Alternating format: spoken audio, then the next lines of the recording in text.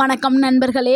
இப்போ இருக்க காலகட்டத்தில் 30 வயசை தாண்டிட்டாவே பல பேருக்கு வரக்கூடிய ஒரு மிகப்பெரிய பிரச்சனைனா இடுப்பு வலி தாங்க. இடுப்பு வலி, மூட்டு வலி, நடக்கவே முடியாத ஒரு வலி. ஒரு 50-60 வயசுனா நடக்க முடியாத வலி.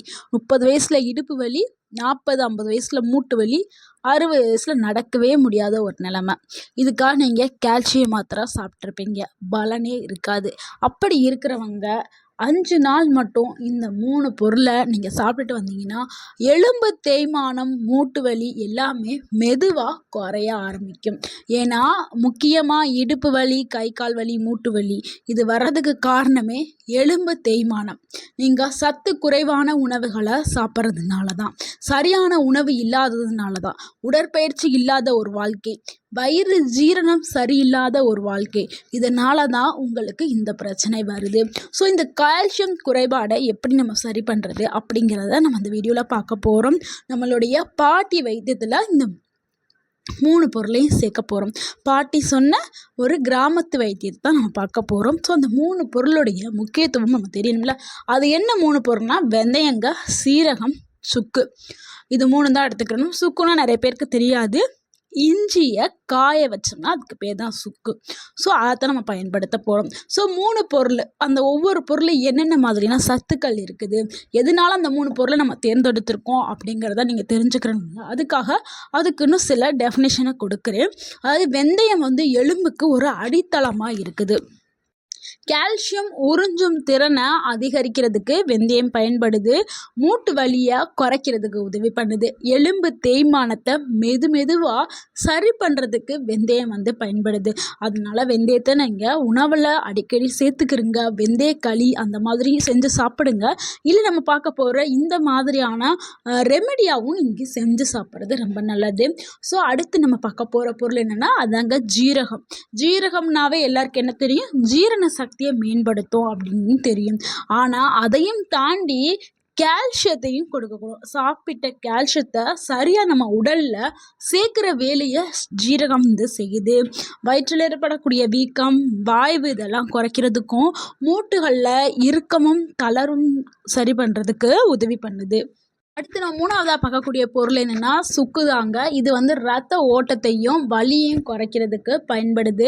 மூட்டுகளில் ரத்த ஓட்டத்தை அதிகரிக்கிறதுக்கும், காலையில் ஏற்படக்கூடிய அந்த சோர்வு, வலி எல்லாத்தையுமே குறைக்கிறதுக்கு இந்த சுக்கு பயன்படுது.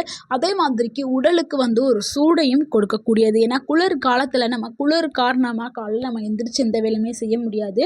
நீங்கள் இந்த பானத்தை எடுக்கும் பொழுது உங்கள் உடலுக்கு நல்ல இன்ஸ்டண்ட்டாக ஒரு சூடையும் எனர்ஜியும் கொடுக்கும். சரி, நீங்கள் அடுத்தடுத்து வேலைகளை செய்கிறதுக்கு ரொம்ப ஈஸியாக இருக்கும்.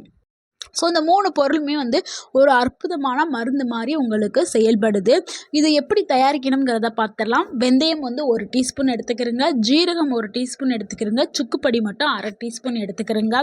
ஸோ வெந்தயம், ஜீரகம் இதை இரவு முழுக்க தண்ணீரில் ஊற வச்சுட்டு காலையில் அந்த தண்ணீரை கொதிக்க வைக்கணும். இறக்குனதுக்கு அப்புறம் நீங்கள் சுக்கு பொடியை சேர்த்து நீங்கள் குடிக்கலாம். நீங்கள் எப்போ இதை குடிக்கலாம்னா காலையில் வெறும் வயிற்றில் தொடர்ந்து நீங்கள் 5 நாள் மட்டும் நீங்கள் குடிங்க. உங்களுக்கு ஒரு நல்ல பலன் கிடைக்க ஆரம்பிக்கும். இல்லைங்க நைட்டு டயத்தில் நான் மறந்துட்டேன் ஊற வைக்கிறதுக்கு, அப்போனா நான் என்ன செய்யணும் அப்படின்னா, நீங்கள் ஊற வைக்காட்டியும் பரவாயில்ல, காலையில் அந்த 2 பொருளையுமே தண்ணியில் கொதிக்க வச்சுட்டு நீங்கள் சுக்கையுமே கூட போட்டு கொதிக்க வச்சு கூட நீங்கள் குடிக்கலாம். உங்களோட ஆப்ஷன் தான். எந்த மெத்தட் வேணாலும் நீங்கள் யூஸ் பண்ணிக்கலாம். 5 நாட்கள் நீங்கள் பயன்படுத்தும் போதே உங்கள் உடலில் சில மாற்றங்கள் ஏற்படும். அதை நீங்களே உணர ஆரம்பிப்பீங்க. மூட்டுகளில் அந்த இறுக்கங்கள் எல்லாமே குறைய ஆரம்பிச்சிடும். எழுந்து நடக்கிறதுல ஒரு சுலபம் உங்களுக்கு தெரிய ஆரம்பிக்கும். கால் வலி, முழங்கால் வலி எல்லாமே குறைஞ்சிருக்கும். உடம்பு ரொம்ப லேசான மாதிரி நீங்களே ஃபீல் பண்ண ஆரம்பிப்பீங்க.